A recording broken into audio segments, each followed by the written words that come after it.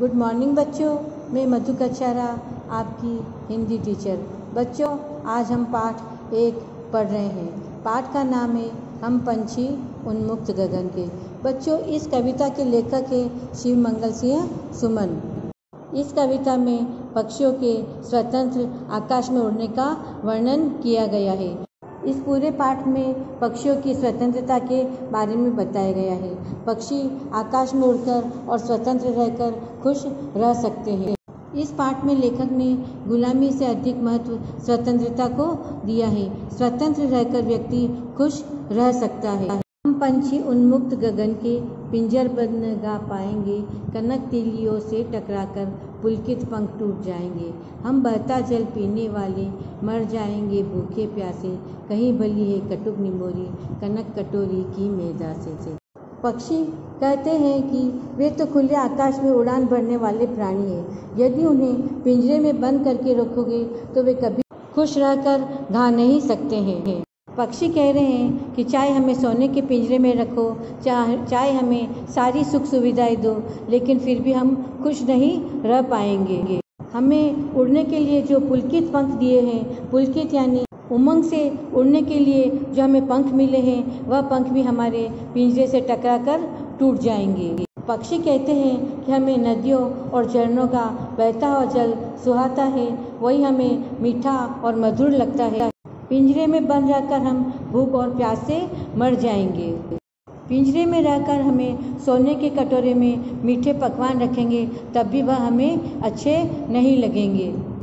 स्वाधीन रहकर हमें चाहे नीम का कड़वा फल खाना पड़े, तब भी वह हमें मधुर और मीठा लगेगा।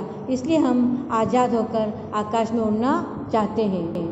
स्वर्ण श्रृंखला के बंधन में अपनी गति उड़ान सब भूले, बस सपनों में देख रहे हैं तरुगी फुनगी पर के झूले। ऐसे थे अरमान के उड़ते नीले नभ की सीमा पाने, लाल किरण सी चोंच खोल चुगते तारक अनार के दाने। तीसरे पद्य में कहा गया है कि हमें श्रवण श्रृंखला यानी सोने की जंजीरों से बांध दिया गया है। इससे हम उड़ना और अपनी गति और उड़ान सब कुछ भूल गए हैं। पक्षी कह रहे हैं कि हम सिर्फ केवल सपने ही देख रहे हैं कि हम पेड़ों की ऊंची डालियों पर झूलेंगे। पक्षी कह रहे हैं कि हमारे अरमान यानी हमारी ऐसी इच्छा थी कि हम नीले आकाश में उड़े और आकाश की सीमा तक उड़ते चले जाए। और वो कह रहे हैं कि हमारी जो लाल किरण यानी सूर्य की किरणों के समान जो हमारी चोंच है और अनार के दानों के समान जो तारे हैं, उन्हें चूग ले।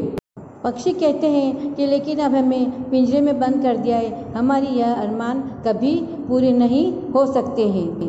अगले काव्यांश में पक्षी कह रहे हैं कि होती सीमाहीन क्षितिज से इन पंखों की होड़ा होड़ी, या तो क्षितिज मिलन बन जाता या तंती सांसों की डोरी। निर्णय दो चाहे टहनी का आश्रय छिन्न भिन्न कर डालो, लेकिन पंख दिए हैं तो आकुल उड़ान में विघ्न न डालो।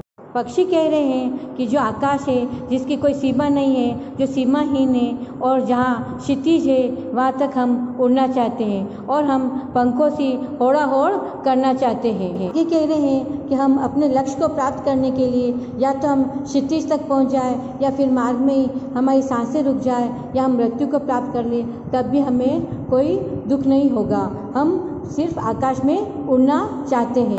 आगे पक्षी मनुष्य से रिक्वेस्ट कर रहे हैं, प्रार्थना कर रहे हैं कि हमें भले ही घोंसला नहीं मिले, चाहे हमारे टहनियों पर बैठने का स्थान भी नष्ट हो जाए, चाहे तुम उन स्थानों को नष्ट कर दो, लेकिन जो हमें भगवान ने पंख दिए हैं तो हमारी उड़ान में तुम कोई बाधा मत डालो, हमारी आज़ादी हमसे मत छीनो। हमें हमारी स्वतंत्रता प्रिय है, हमें स्वतंत्र रहने दो। तो बच्चों, आज हमने चिड़िया के माध्यम से स्वतंत्रता के महत्व को समझा। थैंक यू बच्चों।